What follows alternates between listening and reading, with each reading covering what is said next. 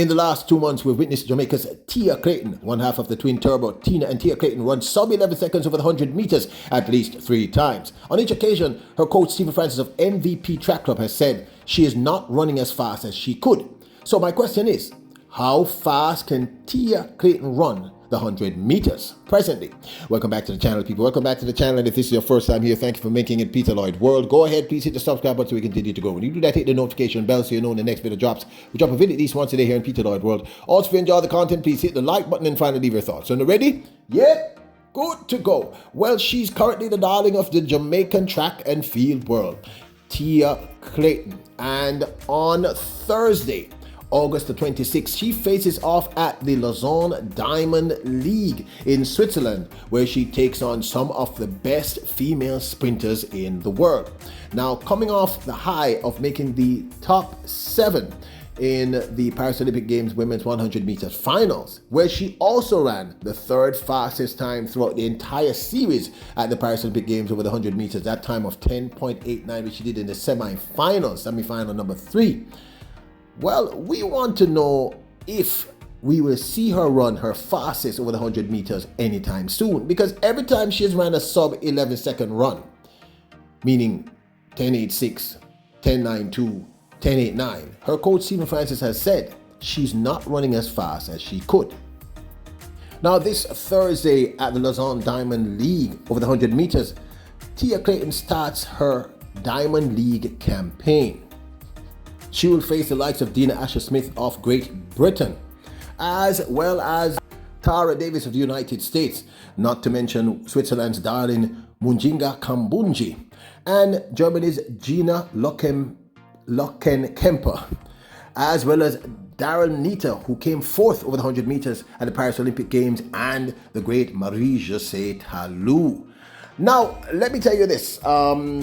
We have finally put together our store. We're going to run a brief ad, just bear with us, but we just want you to see that we have a store up on Printify. If you want to support the channel, go over there and purchase something. We have a lot of things in store. Introducing Peter Lloyd World merchandise, where style meets comfort. From trendy tees to cozy hoodies, we've got something for everyone. Elevate your wardrobe with our high-quality, fashionable designs that make a statement.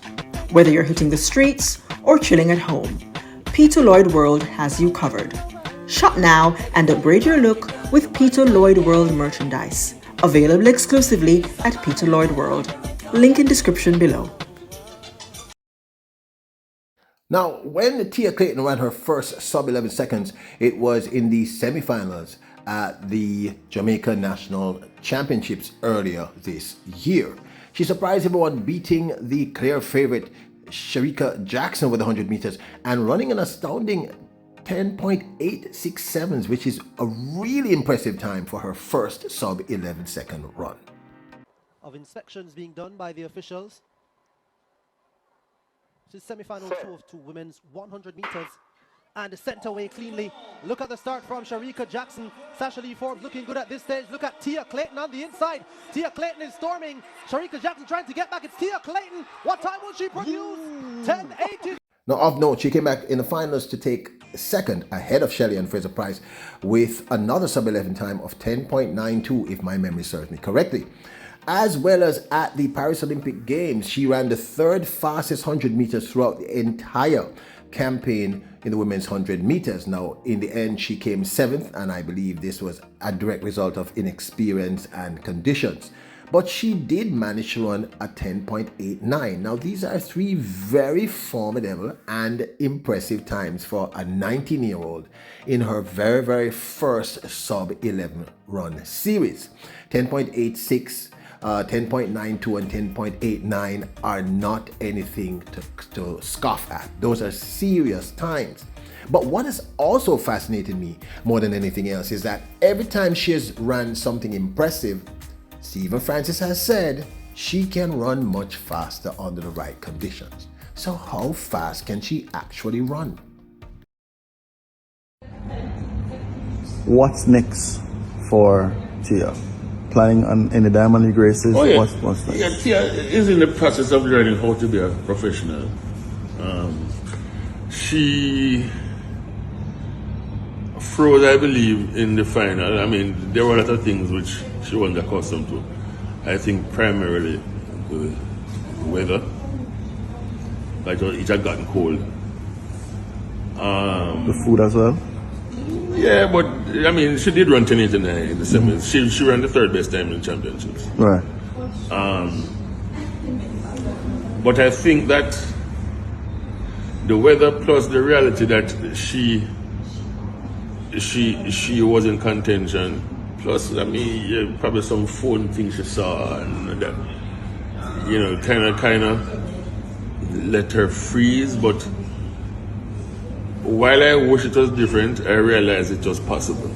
Right. And so I think she has learned a lot, and you know, one of the things that she has to learn, which I believe I'm going to try to implement among the athletes, is for them to delete social media before they start to run and that kind of stuff.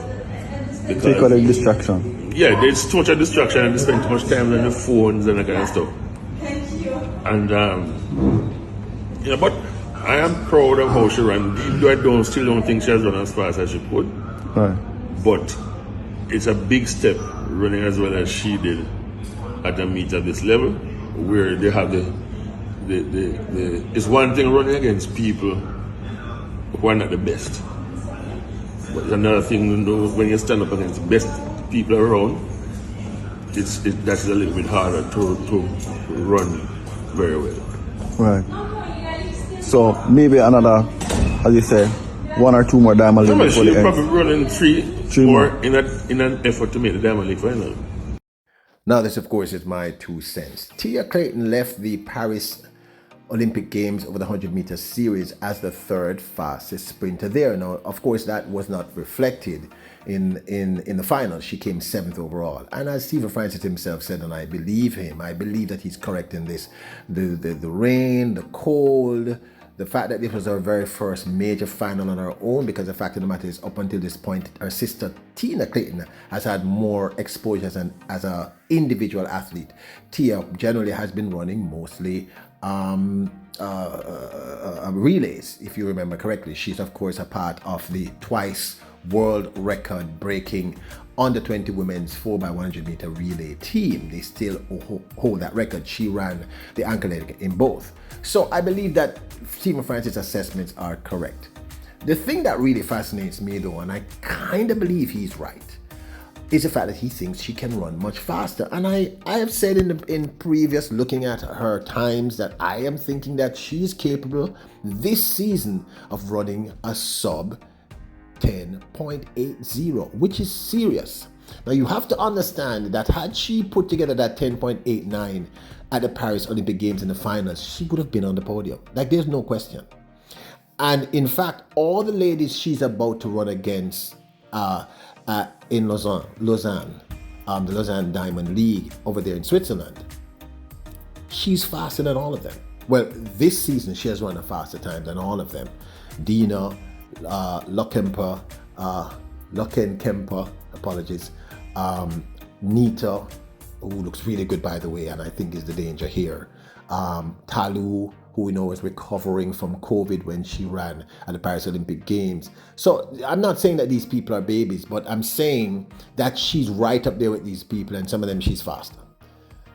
Now, you're going to say to me, where did I pull 10.80 out of a hat? But I really think she can. There are a few things with Tia's race that needs to be fixed. Her running form needs to be fixed. There is a lot of, it's improved dramatically because she's not wasting that rocking back and forth and that crouching style that she developed at Edwin Allen herself and her sister. Both of those things, I believe, are inefficient in terms of cutting wind, right?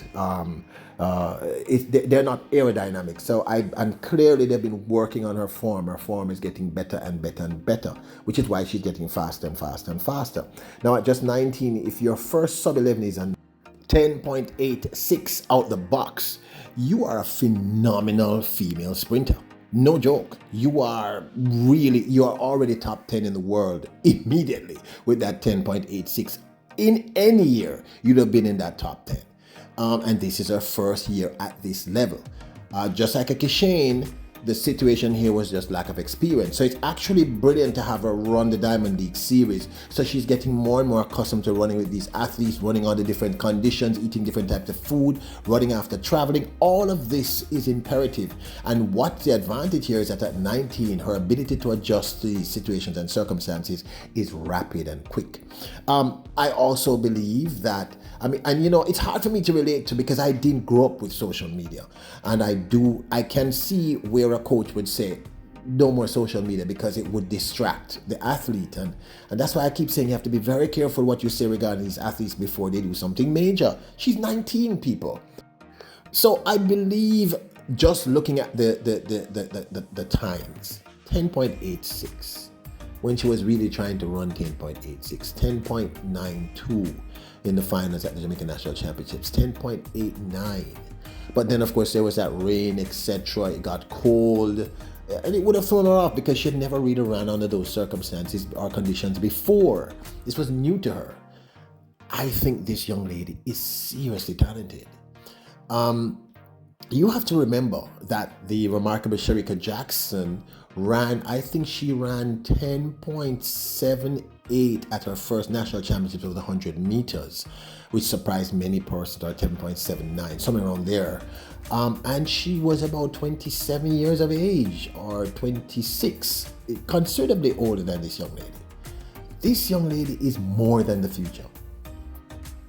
So based on the numbers I've crunched, the progression I've seen, I think over this short period of time, she's going to get better and better, smarter and smarter in terms of how to handle the situation. And plus, in the Diamond Leagues, there are no rounds generally. It's just one race. So I am expecting her to hit at least a 10.80. Not at this coming race, but I think once she gets to the finals, and I think she will be able to do that, if she gets to the finals of the Diamond Leagues, we are seeing a sub or at least a 10.80 from this young lady. That's how fast I think she can run this season. I think injury-free, the sky's the limit. Because honestly speaking, if you're running these times at this point of your career, by the time she's 22, 23, if she progresses the way one would have hoped, injury-free, you're looking at someone running close to a 10.70 or below. But this, of course, is my 2 cents. Now, don't forget that we now have a store up at Printify. We're going to leave the link in the description below. Go support the channel. You've been supporting us in every other way. I'm pretty sure you love the quality of the items. It's one of the reasons why we took our time to get to this point. And we've made sure that the prices are reasonable and comfortable, because I want them to be comfortable. Now, remember, you are royals, kings and queens. Bless up.